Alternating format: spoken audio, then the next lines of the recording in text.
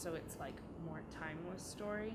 But in my heart, I kind of imagine it as a contemporary opera, which I guess made it more relatable for me.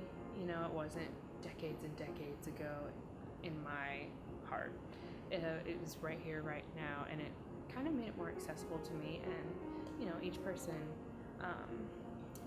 will receive it differently, but I feel like it's a story for this generation.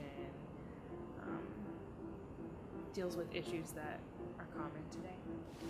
We wanted to do something that was very modern, and that had characters from our own age group that were dealing with things that really anybody could be dealing with. Everybody can identify with one of the characters, I think.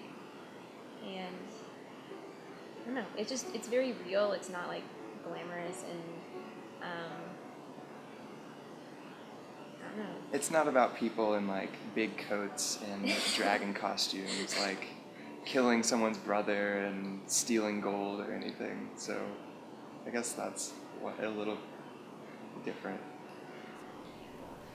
All the characters go through something in the opera, and it's all different, but we hope that audience members can identify strongly with any one of the characters, maybe multiple characters, but just to know that these extreme things that all the characters feel, like, that's okay, you know, because it is a story about friendship, and friendship triumphing over discord, whatever that might be or may look like.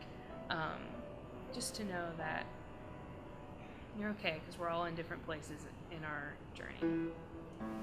Speaking for the writers, you had 8 people with different ideas, and it could have easily turned into a childish shouting match of people trying to justify their ideas over other people's.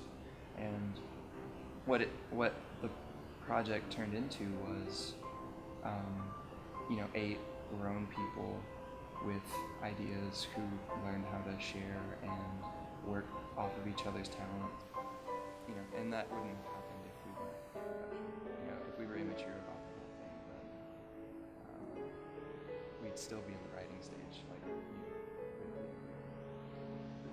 Yeah, I think even in the editing process, we had to be professional in that, like maintaining the overall voice. That was kind of our job, was making sure that everything was consistent without losing the voices of the individuals and their own individual writing. So it was trying to stay as true to their original writing as possible, while also making it consistent with everybody else's. Getting in a room with other composers and writers and just creating a story and an opera that's going to be put on, that's amazing to me. And so the learning almost came secondary, even though there was so much of it. I learned about myself and others and how we can work together. I learned a lot about opera that I didn't know.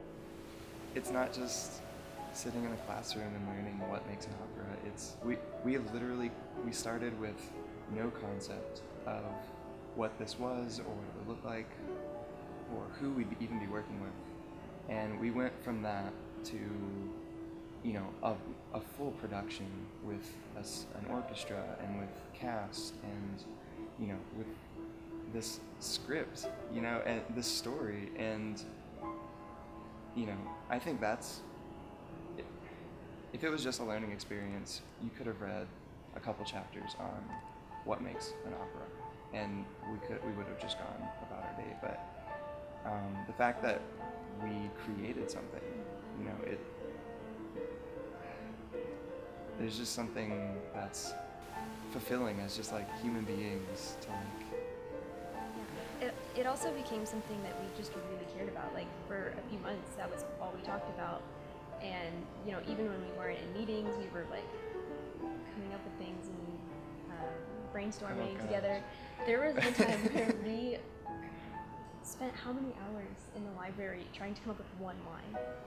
One like line, 8 or 9 hours. We cared so much about it. Like, we could have just submitted whatever and just been like, okay, here it is. It's as good as it's gonna get. But like, I think all of us in the writing team, we wanted it to be as good as we could make it. So I would hope that audiences see the story of people coming together through the different stages of grief to be there for one another.